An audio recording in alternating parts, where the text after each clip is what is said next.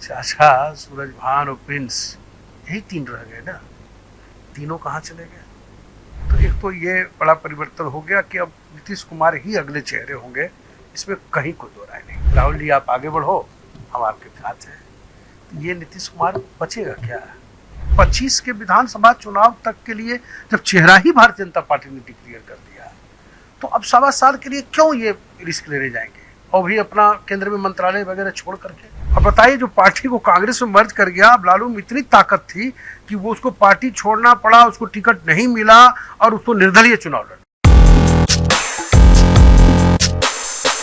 मैं हूं मनोज चतुर्वेदी और आप हैं निष्कर्ष भारत के साथ। आज कुछ देर के बाद जो है नरेंद्र मोदी तीसरी बार जो है वो शपथ लेंगे, लेकिन शपथ तो ले रहे हैं, भाजपा के पास पूर्ण बहुमत नहीं है। और इस पर बात करने के लिए सहारा टीवी के चीफ जो हैं बिहार के मृत्युंजय कुमार हमारे साथ हैं। उनसे जानेंगे कि आखिर देश से लेके बिहार की राजनीति कौन सी करवट लेगी, इस पर ही बात करेंगे। सबसे बड़ी, मृत्युंजय जी पहले तो आपका स्वागत है। सबसे बड़ी बात है कि लोकसभा का चुनाव हो गया, विधानसभा के चुनाव पे क्या असर इसका पड़ने वाला है, पहले तो इसका जवाब।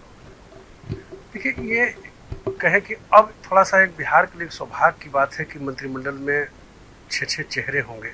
ये एक थोड़े सौभाग्य की बात है बिहार के लिए। एक नया परिवर्तन हुआ कि 6-7 मंत्री होंगे और भी जेडीयू कोटे से भी, और डबल इंजन की अब रियल सरकार कही जाएगी। पहले उतना डबल इंजन एक मंत्री थे आरसीपी सिंह बीच में, तो वो उस तरह का डबल इंजन था नहीं। 14 के रिजिम में तो सरकार में शामिल हुई नहीं जेडीयू। दूसरे मंत्रिमंडल में बमुश्किल सिर्फ पारस माफ की जगह आरसीपी सिंह शामिल हुए थे। तो इस बार फुल फ्लेज मंत्रालय है। ये एक संजोग कहें, एक अच्छा संजोग कह सकते हैं कि अगर 6 मंत्री बिहार से और एक अलग अलग पार्टी से हैं, तो मुझे लगता है कि विकास की होड़ भी लगेगी और कुछ काम अच्छा होगा। ये एक प्लस पॉइंट तो है।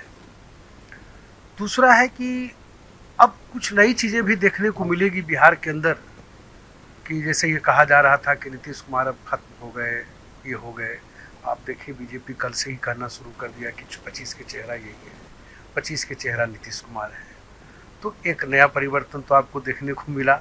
कल तक पगड़ी बांधे हुए थे सम्राट चौधरी, ये पगड़ी तभी खोलेंगे जब हटाएंगे। जब डिप्टी सीएम बन गए तो फिर पगड़ी की चर्चा हुई। उन्होंने कहा आएगा समय तो बताएंगे। फिर उनका ऐसा वही को स्टेटमेंट देना पड़ा कि 25 के चेहरा नीतीश कुमार होंगे। तो एक तो ये बड़ा परिवर्तन हो गया कि अब नीतीश कुमार ही अगले चेहरे होंगे, इसमें कहीं कोई दो राय नहीं है।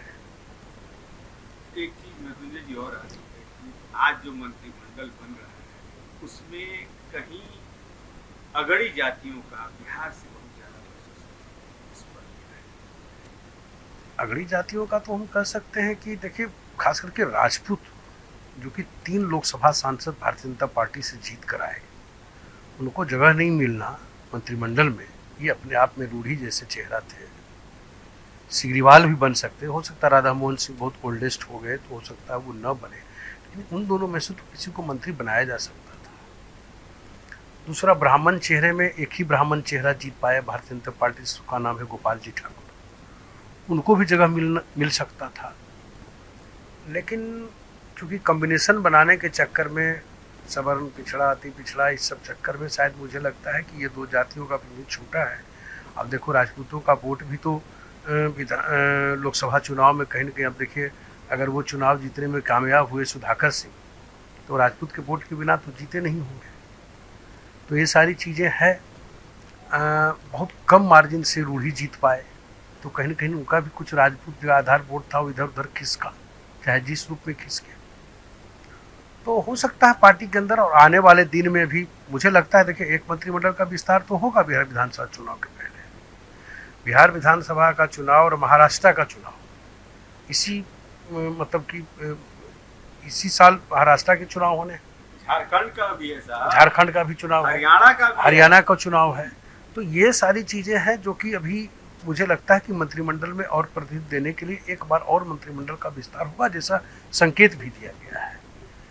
और जहाँ तक आपने अभी कहा कि क्या नीतीश कुमार सरकार चलाएंगे, आने वाले दिन में चलने देंगे, चूँकि पलटी मारने में माहिर रहे हैं। लेकिन मैं आपसे अभी पुराने कवरेज कर रहे हैं, आपको लगता है कि तलवार उठाने की स्थिति में है नीतीश कुमार? बहुत बड़ी बात, क्या नीतीश कुमार तलवार उठाने की परिस्थिति में है या नहीं है? मृत्युंजय जी, तलवार उठाने का मतलब क्या है, हमारे दर्शकों को बता दें। देखिए, अमूमन जब जब मन हुआ नीतीश कुमार का तो एक बार हाथ मोड़े और सीधे निकल गए लालू जी के घर। लालू जी से जब हाथ मन मिला, नहीं मन मिला, इंडिया की तरफ आ गए। ये कला तो सिर्फ नीतीश कुमार भी है और किसी में है भी नहीं। और इधर हाल में वो कहते रहे कि अब कहीं नहीं जाएंगे, अब कहीं नहीं जाएंगे, ये अंतिम है, ये हर बार कहते रहे। और अब देखिए उनका हेल्थ पॉइंट व्यू से अगर आप सोचिएगा तो उस स्थिति में नहीं है कि वो लगातार और मानसिक तनाव लें अब अपने अंदर। आप इधर देखें कि जब से केंद्र में उनकी हैसियत बढ़ी है तब से उनका बॉडी लैंग्वेज, उनका बहुत सी कुछ अंतर नज़र आ रहा होगा। तो राजनीति में यही है कि जब पद मिलता है तो उसके अलग अलग चेहरों की भाव भंगिमाएँ भी दिखती हैं। तो अकिंचन सा महसूस कर रहे थे नीतीश कुमार, यहाँ आकर के भी बहुत फुटफुल नहीं, वहाँ जाके भी बहुत फुटफुल नहीं, लेकिन अब तो लगता है पूरी तरह डबल इंजन की सरकार हो गई बिहार के। तो अब मुझे लगता है कि क्या अब बगावती तेवर अपना, चूंकि 25 के विधानसभा चुनाव तक के लिए जब चेहरा ही भारतीय जनता पार्टी ने डिक्लेयर कर दिया है तो अब 1.25 साल के लिए क्यों ये रिस्क लेने जाएंगे, और भी अपना केंद्र में मंत्रालय वगैरह छोड़ करके। वैसी परिस्थिति अब नहीं है कि वो मतलब कि लालू के। जी, आपने सबको कवर किया, 20 सालों से आप कवर कर रहे हैं, यानी कि आप मानते हैं कि नीतीश कुमार अब भाजपा को छोड़ के नहीं जाएंगे? 25 तक नहीं, 25 के विधानसभा चुनाव तक तो कतई नहीं। चूंकि उनको क्या दिक्कत है, अगर चूंकि एनडीए के साथ तो चुनाव लड़ रहे हैं शुरू से, 20 इवेंट की 2020 का विधानसभा चुनाव तो साथ ही लड़ा दोनों पार्टी। तो अब जो परिस्थितियां हैं कि केंद्र में उनका 2-2, 3-3 मंत्री बन गया, एक दबदबा बन गया, 3N फैक्टर देश के अंदर हो गए, नायडू, नीतीश, नरेंद्र, 3N फैक्टर। जब 3N फैक्टर के रूप में गिने जाने लगे, और इससे ज्यादा क्या चाहिए था नीतीश कुमार को, और कहां जा सकते थे इससे ज्यादा? तो मुझे लगता है कि फिलहाल अब नीतीश कुमार फिलहाल एक 1.25 साल की परिस्थिति में, चूंकि लालू प्रसाद ने उनके आधार वोट में सेंधमारी करके, खासकर कुशवाहा वोटरों में सेंधमारी करके एक तरह से एक दुश्मनी भी मोल ली। तो अब नीतीश कुमार उनके खांचे में मुझे नहीं लगता है कि जा पाए, क्योंकि मुख्यमंत्री तो बना देंगे, लेकिन उनको कितना तवज्जो। आप देखो, जब कांग्रेस के साथ गठबंधन करने की बात आई, पूरा इंडिया गठबंधन बन रहा था, नीतीश कुमार सूत्रधार बने, लालू जी मटन बनाने लगे राहुल जी के साथ। राहुल जी आप आगे बढ़ो, हम आपके साथ हैं। तो ये नीतीश कुमार बचेगा क्या? और आखिर पटकनी तो उन्होंने दे ही दी। केंद्र की भूमिका में आज फिर नीतीश कुमार ही आ गए। जिस लालू जी ने एक तरह से नीतीश को दरकिनार ही किया ना। मृत्युंजय जी, जो आप बात कर रहे हैं, क्या आज इंडिया ब्लॉक को, इंडिया गठबंधन को ये कहीं महसूस हो रहा होगा ना कि नीतीश को हमने किनारे करके दिया? बिल्कुल, महा गलती, इतनी बड़ी गलती।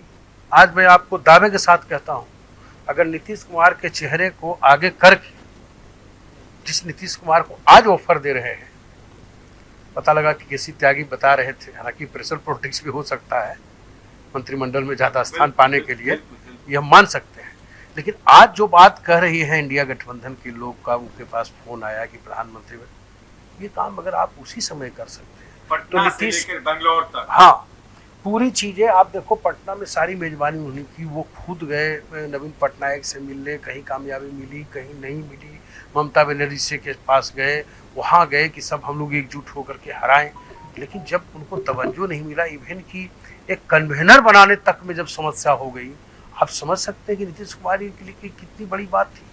आज देखिए नीतीश कुमार का लक्ष्य है या उनका अपनी राजनीतिक जिजीविषा कि आज वो फिर सेंट्रल में भी उनके सत्ता की चाबी उनके हाथ में है। जो चीज़ वो चाहते थे प्रधानमंत्री का चेहरा बने।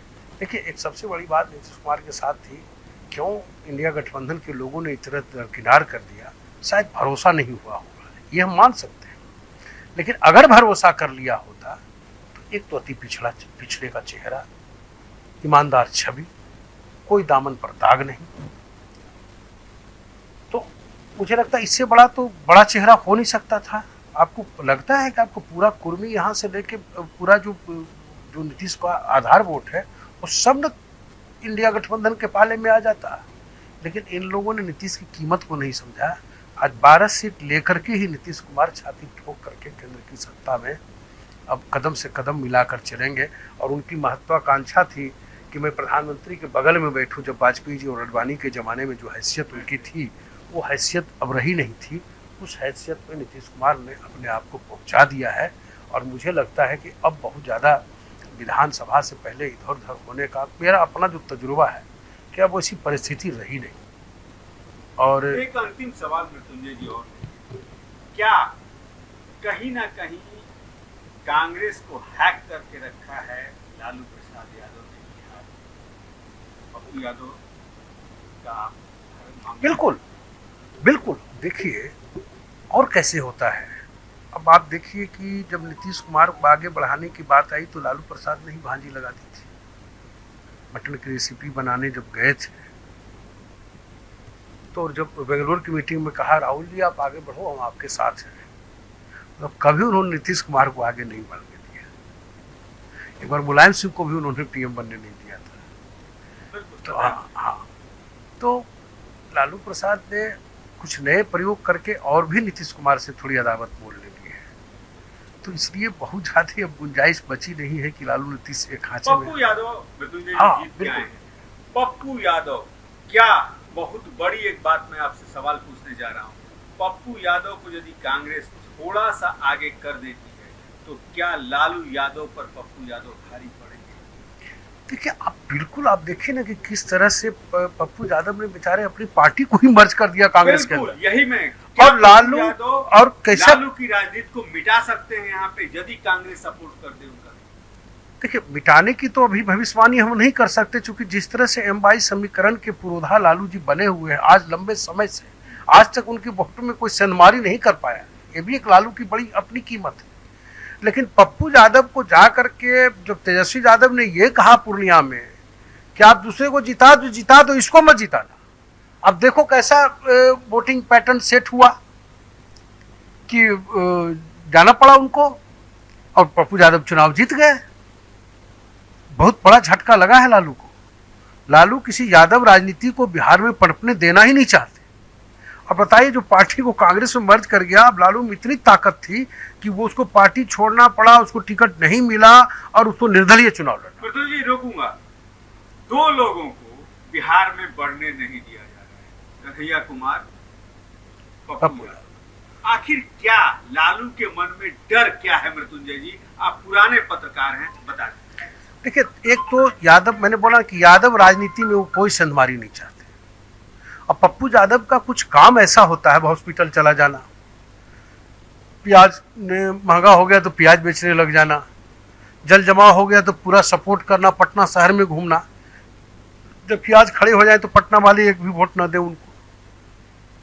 लेकिन ये जो समाज सेवक के रूप में जो उनकी भूमिका होती है वो लोगों को खींचती है। आप देखो पूर्णिया बहुत दिन से कटे हुए थे वो 25 साल, हाँ 25 साल के बाद पप्पू पास हो गया और अच्छे नंबर से, मतलब कि पूरा तंत्र लगा रहा कि ये हार जाए और उसके बावजूद भी उनका चुनाव जीतना ये अपने आप में एक बड़ी बात है। और यही कारण है कि लालू यादव दो लोगों से आपने कहा, एक तो युवा चेहरा है कांग्रेस के कन्हैया कुमार, तो और युवा से उनको भारी एलर्जी है, क्योंकि तेजस्वी के अलावा कोई युवा देखना नहीं चाहते बिहार की राजनीति। आप देख लो ना, अब क्या कारण है, कन्हैया से क्या एलर्जी है? अगर कन्हैया को आपको पता है, अगर कन्हैया कुमार को बेगूसराय से टिकट मिल जाता तो परिस्थितियां क्या होती, गजीब फिजा बदल जाती है वहां की। लेकिन मतलब कि पता नहीं, यही कारण है कि लालू जी कभी किसी युवा चेहरे को, अब चिराग भी उनकी आंख में खटकते हैं, यही कारण है कि अब चिराग को पता है कि को लगता है कि बीजेपी के साथ रहेंगे तो भविष्य में सीएम बन सकते हैं। वहां तो वैकेंसी नहीं है सीएम की। रोकूंगा, क्या आपको कहीं ना कहीं ये आशा है कि चिराग भविष्य में कहीं सीएम बिहार के बन सकते हैं और भाजपा ही उनको कहीं कहेगी? देखिए एक बात तो बनने लायक चेहरा है कि नहीं? नहीं, एक बात तो आपको ये कहना चाहूँगा कि आप इतने दिनों तक सत्ता के इर्द गिर्द रही भारतीय जनता पार्टी, बिहार में 90 से लालू की सरकार बनाने में उनकी भूमिका रही, जो भी सरकारें बनी, आपको कर्पूरी ठाकुर की भी सरकार बनने में जनसंघ की भूमिका थी। इतने लोगों में उसके बाद भी भारतीय जनता पार्टी बड़ा चेहरा नहीं बना पाया बिहार के अंदर, सीएम का चेहरा। एक चेहरा बता दो, नीतीश कुमार ने जो 5 में पकड़ा फिर पनपने नहीं दिया, किसी को कोई उभरा ही नहीं भारतीय जनता पार्टी से कोई बड़ा चेहरा जो सीएम का चेहरा हो। सवर्ण की राजनीति होनी नहीं है बिहार के अंदर, सवर्णों को सीएम बनाने का सवाल ही नहीं है। लेकिन पिछड़ों में भी कोई बड़ा चेहरा तो पैदा नहीं कर पाया। एक सुशील मोदी हुए, उकाल के गाल में समा गए, वो उप मुख्यमंत्री ही बनकर रह गए। बीच में बीजेपी ने हुई कि बड़े शीर्ष नेतृत्व उनको साइड लाइन कर दिया, राज्यसभा का एक उम्मीदवार बना के छोड़ दिया, तो चेहरा तो कोई पनपा ही नहीं। तो अब जब नीतीश कुमार कमजोर होंगे तो किसी चेहरे को तो आगे करना होगा ना बीजेपी को, क्योंकि ये बात मान चुकी, इतने प्रयोग के बाद भी बीजेपी एक बड़ा चेहरा बिहार के अंदर नहीं खड़ा कर पाई जो हम मैंने गलभैया डाल के आगे सीना तान के खड़ा हो सके, नीतीश कुमार से ऊपर का चेहरा या फिर उसके लमसम का भी बड़ा चेहरा। तो आखिर बीजेपी को कोई ना कोई सहारा तो लेना पड़ेगा। और चिराग पासवान की एक सबसे बड़ी मुझे खासियत देखी कि उस व्यक्ति में धैर्य बहुत है। जिस तरह से हास्य की राजनीति पर पशुपति पारस मंत्री थे, मृत्युंजय जी, धरहूं धीर तो उतरहूं पारा, 2 साल पहले जो उसके साथ हुआ था, 3 साल पहले उसने धैर्य रखा। मेरे प्रधानमंत्री जी, मेरे प्रधानमंत्री जी, मेरे हनुमान, मेरे राम, वास्तव में उसका फल मिला उसे। बिल्कुल। आज देखिए कि केंद्र में मंत्री बन गए, चाचा कहाँ है? चाचा, सूरजभान और प्रिंस, यही 3 रह गए ना, तीनों कहाँ चले गए? और पिता की थाती उनको मिल गया। 5 के 5 का स्ट्राइक रेट किसी पार्टी को है क्या? आप देखो ना, बिहार में 17 सीटों पर बीजेपी लड़ी, 16 सीटों पर जेडीयू लड़ी, 12 जीती, 12 वो जीते, 5 का 5 कौन जीता? तो चिराग पासवान ने भी अपने चेहरे को बड़ा एसेंशियली धैर्य पूर्वक अपने आप को इस मुकाम तक पहुंचाया, उनकी अपनी कैपेबिलिटी है। चिराग पासवान ने अपने चेहरे को धैर्य के साथ उस जगह तक पहुंचाया जहां उसकी अपनी एक खासियत थी। सबसे बड़ी बात यह है, मृत्युंजय हमारे साथ थे, बिहार की राजनीति में 20 सालों से नजर रखते हैं और सब कुछ बता दिया उन्होंने। नीतीश कुमार कहीं ना कहीं अब थोड़ा शिथिल पड़ रहे हैं। सत्ता तो उनको छोड़नी ही पड़ेगी, लेकिन सत्ता किसे सौंपेंगे ये तो वक्त बताएगा। मनोज चतुर्वेदी, कैमरामैन आशुतोष के साथ।